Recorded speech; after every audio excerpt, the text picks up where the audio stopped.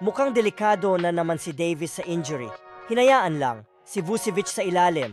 At Alex Caruso may pinahiya ng 2 beses ngayong araw. Bulls versus Lakers. Uminit kaagad si LeBron. Maagang lumipad for one-handed slam. Habang showtime naman si Alex Caruso na umiskor ng magkasunod para sa Bulls.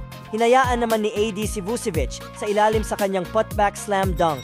Maagang lumamang ang Bulls. 22-33 ang score sa pangunguna ni Caruso at White na nagpakita ng step-back move kay AD. Start ng second quarter, spin acrobatic move naman ang ginawa ni DeRozan at pinahiya ni Caruso si Reddish ng 2 beses.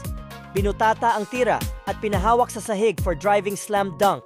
Umabante ng 17 ang Bulls pero biglang nag-run ang Lakers sa loob ng 4 na minuto para ibaba sa 5 ang hinahabol nila.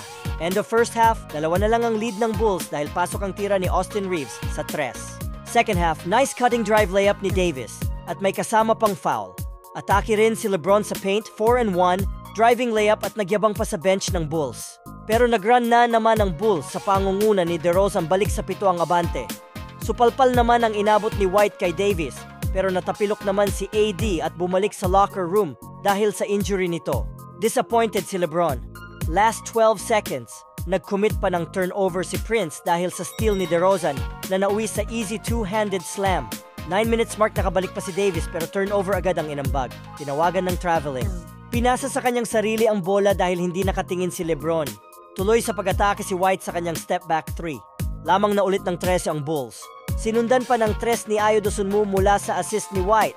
Score 107-93, pasok din ang 3 ni Vucevic mula sa assist ni DeRozan. Sa huli, panalo ang Bulls sa pangunguna ni DeMar DeRozan with 27 points at 9 assists, 17 points kay White at 15 points kay Caruso. Si LeBron naman ang nanguna sa Lakers with 25 points.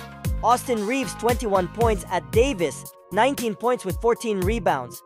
Final score 124-108.